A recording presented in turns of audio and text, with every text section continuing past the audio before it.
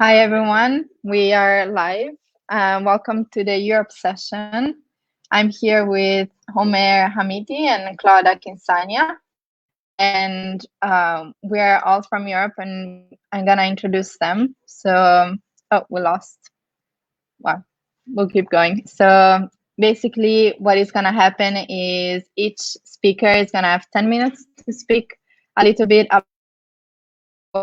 in the region, and then if we have time, we'll answer some questions. So we're gonna start with Omer. Omer is 21-year-old from North Macedonia, Balkan Peninsula, currently a third-year student studying bank finance. He's part of a non-profit, not-for-profit organization called MindLeaps as a project coordinator and the lead member of the alumni network at the same organization. So, Omer, the floor is yours. Thank you very much, Virginia. Nice to see you again, of course.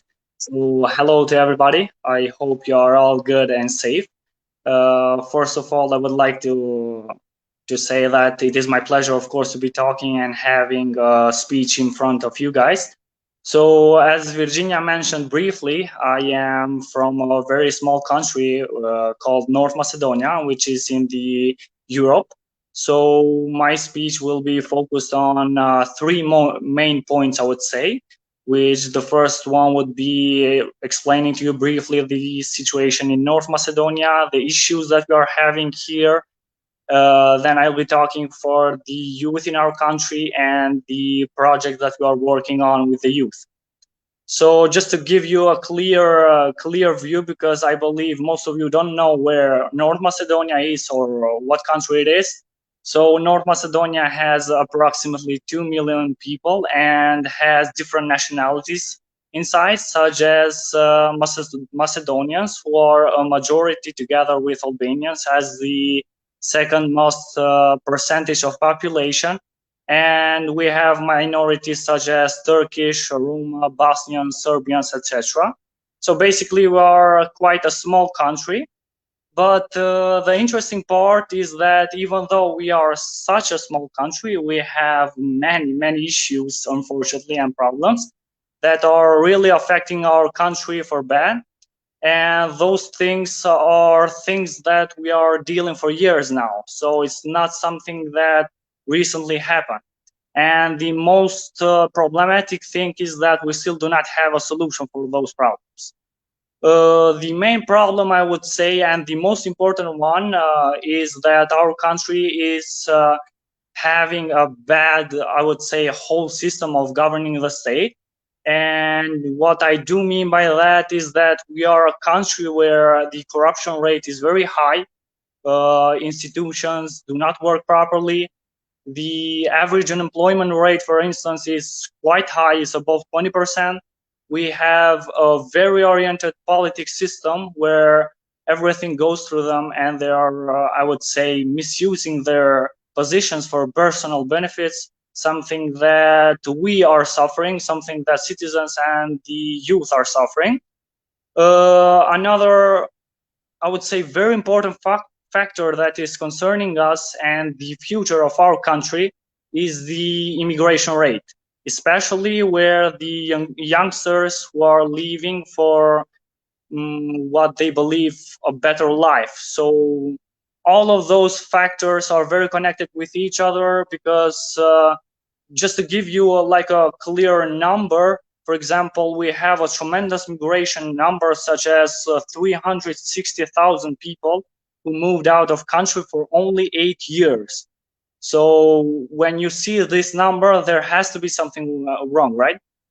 For instance, I'm just going to give you like a clear view and clarify things even more, the immigration part, this issue and the system.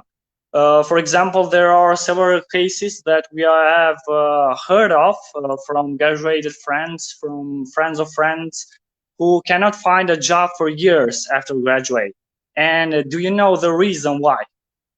There is behind this is a very sad actually reason, because you need to give money. So you need to bribe someone to get employed. So it's not that you deserve it, but you get employed because you are paying for it. And that's why. And that's why the youngsters go out of country, because I would say the talent and the hard work are not appreciated. So this is a thought to what the youth in our country believe. And of course, they will seek for a place that would accept them and value their work, of course. Actually, it's so sad to explain all of these, and even worse when you get to hear from friends and from people from their mouth saying that there is no future in our country, and having in mind that that's what most of the youth think, right? It's not just a small part of the youth in our country who thinks like that. But of course, there are also young people who are trying to make a positive change, starting from communities and dealing with common issues such as radicalization and nationalism or prejudice, some issues that are really present in our country and that we are facing for years now.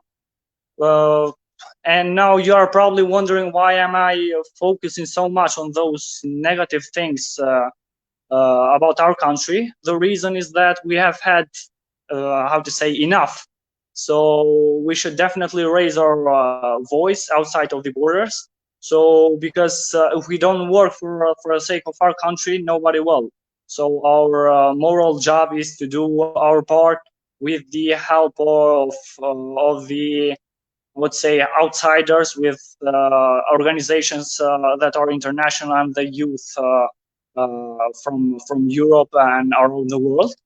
There are also NGOs and non-governmental organizations as well that are working currently for healthy youth in our country, but unfortunately the impact is very low because, as I mentioned, there are a lot of various problems in our country that we are facing right now.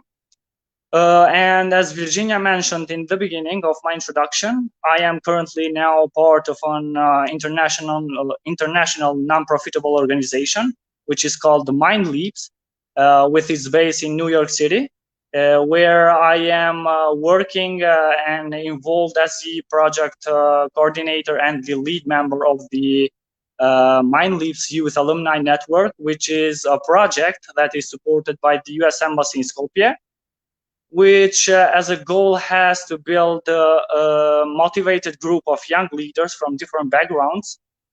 And we have another project as well, which is called Peaceful Rhythms, we have been working on, where here in this project, our main focus is to target high school and university students, which we have done successfully, where currently we have over 50 active youth who are working together, from which we are trying to implement a strategy where we are trying to empower, I would say, 5 leaders, 5 department leaderships in our network that would give the young alumni the opportunity to lead in different interests and fields that the youth are interested in our country. Till now, we have had various activities, of course. We discussed many issues, we had debates and a lot of things for the future of the next generations. Of course, we are only at the starting stage, but we are confident that we will succeed in our goals and hopefully expand and have impact in the entire country, and why not abroad.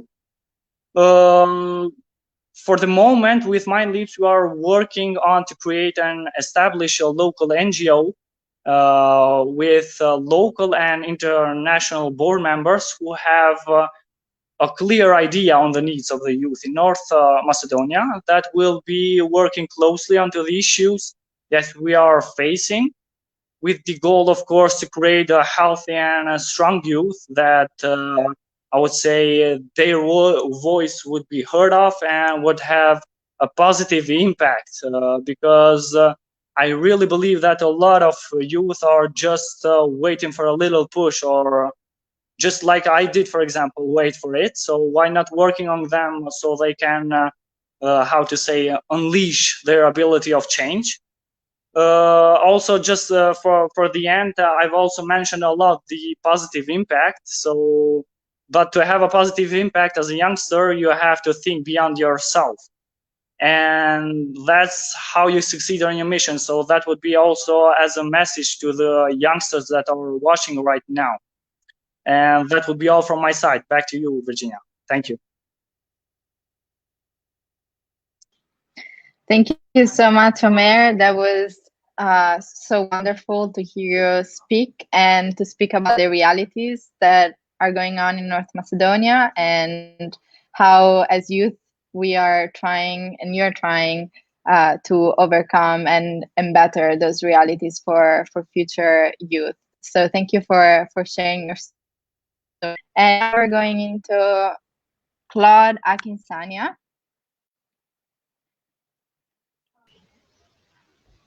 So yes, Claude hello, hi. Claude is from the UK, a 23-year-old student, campaigner, author, youth delegate, and philanthropist who believes in inclusive, equal world for neurodiverse people with hidden, visible disabilities and the awareness of the Claudeson Law. Claude, the floor is yours. Thank you. Hi, everyone. So, as Virginia just introduced myself, I have been out of education from 2017, and I decided to make a book and also start the campaign of the Clause SEN Law that looks at the importance of an inclusive world. The importance of what we've been facing currently is that there's been a number of students who have been out of education and they have been not delivered with the right education and consistency within their education. We have a big issue where they hit the age of 18 and they will face an issue where they may want to continue their education but they don't have the support, and also these ways of understanding the potential of a neurodiverse and giving them equal opportunities is not being acknowledged or not educated to a number of people. They may not know of neurodiverse, and it's a way where we learn in a different way, and we also have unique talents and we have unique abilities. So it's important that our voices are heard. It's important that we also make an eco-friendly world for us and to be an inclusive, diverse world, and that we have representation within government and all places of, you could say, places of representation. And I believe that we can live in an inclusive world, and I believe that we can also have the right for our voice to be heard for delivery and for consistency, and for no one to have interruptions within their education, and to also have a supportive environment for them as well. So that is about the Clause SEN Law, including the changes of why the funding hasn't been funded, and also the importance of people power. There are 3 petitions that can be found at my website, and you can all support and you can read more about the Clause SEN Law. There are also talks as well to bring the awareness. And yes, that is the Clause SEN Law, and it's important that we do make that change and call for action. We've had many reviews that don't include the experience and the stories of students and young people, and also SEN families and their challenges. So it's important that our stories are heard and that we are included within these reforms to make action, that we don't have to have these interruptions and delays within education, because it's all about education, and education is where it starts for a better leadership, for a better environment and a better world where people feel included and they don't feel excluded. Thank you.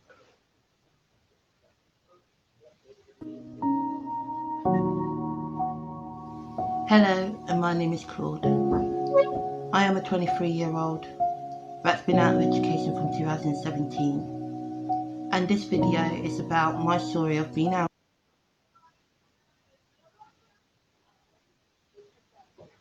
That was a video to explain about my story as well. Thank you.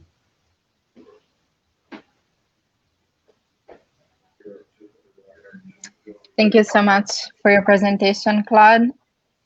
It's a very, very inspiring story, and I loved when you said that we need to be more inclusive and we need representation in government, because that's so important, and how education is at the basis of everything. So thank you so much for your insights. And if people have questions in the chat, please put them in the chat. We're reading all the comments. And now I'll do a little bit of a presentation myself, actually. So, hi everyone, I am Virginia Lindsay. I'm part of the organizing team here at the International Youth Conference.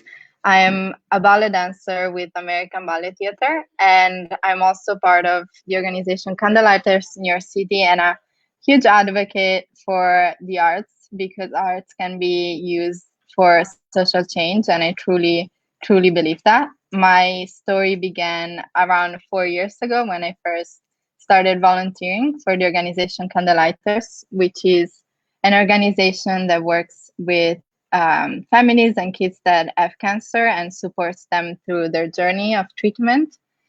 And that's kind of how I was introduced into the volunteering world. And I've always wanted to do something to help other people, but I wasn't really sure what to do. And so I just started volunteering with this organization. Throughout that year, I started to give them tickets, and then started for dance, and then started organizing little events that would be dance shows, and that would be specifically for the families. So by doing these shows and dance events, I started to realize how important dance was and how impactful it was on their lives, because those 2 hours where we all danced together and kind of had fun together, just playing around and putting music on and dancing, that's when I started to realize how impactful art and dancing was, because it wasn't just 2 hours where we all danced. It was 2 hours where they could forget about their journeys through treatments, which is extremely difficult,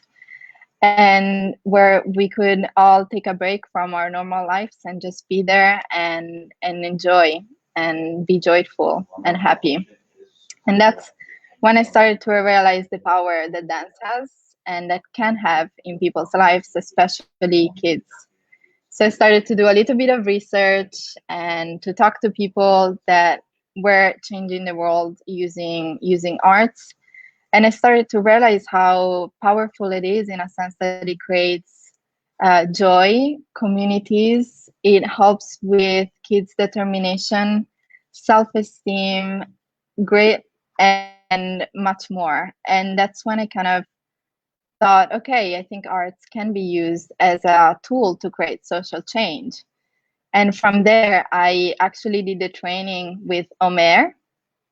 I just did the training with this organization called Mind Leaps. And this organization truly is using arts to create social change. So through their methodology and studying through data, they are creating a space where dance is not just a dance class.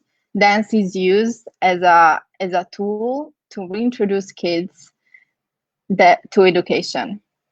So those are kids that have not the same privilege as other kids, and they are in underprivileged communities as well.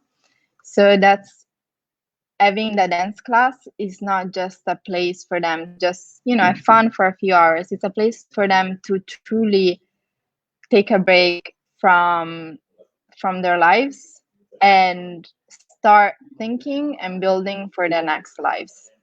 Because as Omer said as well, I think knowing that you can do something and you're able to do something that you can do as a person, you can achieve something, is one step from achieving it. So even just the understanding that you can do something is so important for kids and for youth all over the world. And I think dance gives a platform for that. It can give a platform for kids to know that they are able to do something. Because if they're able to be in a ballet class, and if they're able to be together and doing an exercise together, saying the numbers in English, they can achieve what they want in their lives. And I also believe that representation and inclusivity and is extremely important, because when you have representation and role models, you can see that you can achieve that particular thing. And I think as youth, we need to try and do our best to give a platform for the future generation to actually to build and to have those possibilities, because a lot of it comes to having the right possibilities and believing you can do it. I think those are two key points to fully achieving what you want in life. And a lot of it is a lot of it comes from us. A lot of it comes from what we do as youth now and what we do as youth for our future. And one of the things through my journey that I learned was that don't be afraid. A lot of us, it's so easy to be afraid, because we're young and we don't want to step on anyone's foot or we don't feel like our voice matters, but it does. And I think not being afraid and really going for what you want is you're already halfway, because you truly need to decide what you want and then go for it. And I think that's what I learned through my journey that I wanted to share as well. Just also figuring out what you want is not easy. It takes time, so be patient. And changing the world is it's one step at a time. Even the smallest thing can change the world. Helping your neighbor, helping volunteering in your town, and from there you start volunteering, and then you start understanding yourself better, and you start understanding what you can offer to the world. That's how you get to where you want to go to. And one other important point is embracing our differences. We come together in a united world because we have to, everyone is different. So be open to learning. Be open to learning about different organizations, different people, different stories. There is no judgment. Being able to listen to other people and just listen and trying to put yourself in their shoes, because that's truly how we will come together, if we embrace our differences and unite ourselves and build a supportive world. So that's what I learned through my journey, and that's what I wanted to share. Also, I wanted to share a little video with you all that kind of shows how arts can come together and how people from all over the world can connect just by using art, because art is such a universal language that you can go in any place and you can dance and people will know that's dance. And I think that's what also is so powerful about art, is because you can be in a place and not speak the language and still create a connection through art. So let's see if we can share the video. For me, dance means joy, love, community. It brings people together and it makes us happy. And I think that's one of the most unifying forces that exist in the world.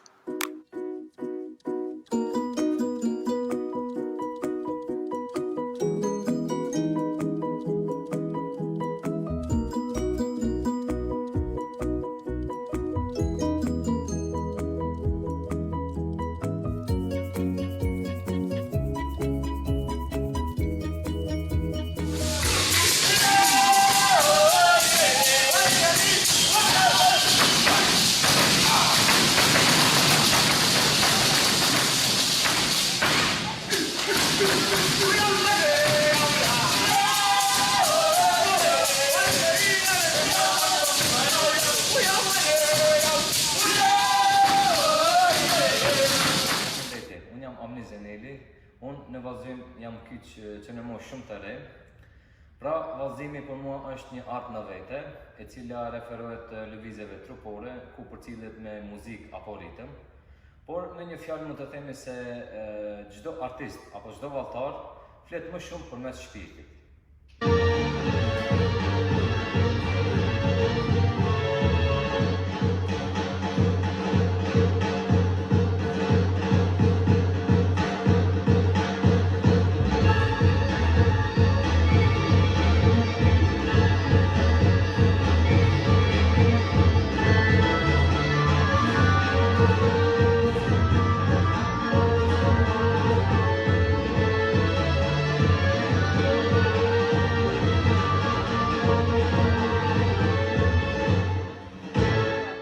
Sono Veronica Tundis e sono una danzatrice professionista di danza contemporanea.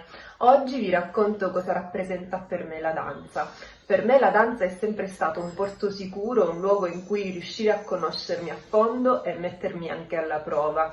Un posto in cui poter impersonare me stessa nella maniera più reale, ma allo stesso tempo riuscire ad interpretare dei personaggi e dei ruoli nel momento in cui magari avevo bisogno di fuggire un po' dalla realtà. La danza mi ha dato l'opportunità di investigare non solo dentro me stessa, ma di investigare anche tutto il mondo circostante con le sue abitudini, i suoi usi, i suoi costumi, la sua cultura, con la fantasia e l'inventiva che solo l'arte sa dare alle persone. Quindi, se dovessi dire cos'è per me la danza, non potrei dire altro che la danza è gioia, è consapevolezza, è unione. Anche quando incontriamo persone, artisti, il pubblico di paesi differenti dal nostro, la danza riesce comunque sempre ad unire e a far trovare un punto.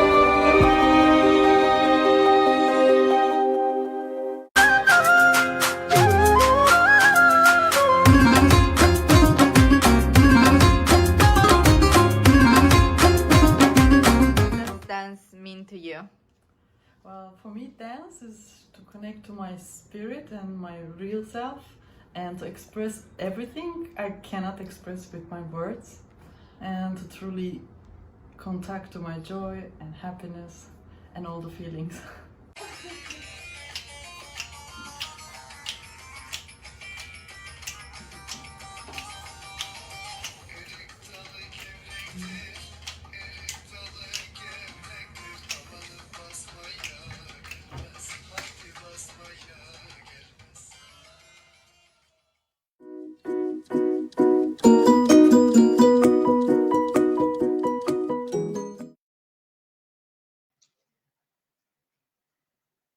All right. Ooh. Okay, I'm back. Perfect. So that was the video, and that showed how we all came together from different parts of the world. And I wanted to thank all the participants that were part of the video as well. So we actually are out of time. So I wanted to say that I'm gonna bring the speakers back.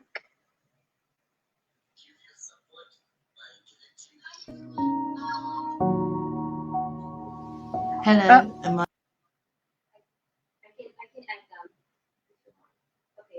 Perfect. So thank you so much, everyone, for joining today. We had wonderful, wonderful speakers, and hopefully you enjoyed the session. I'm sure you did, because I enjoyed so much. And thank you, everyone, for joining. Thank you. It Thank was you a for pleasure. having us. Thank you. Thank you.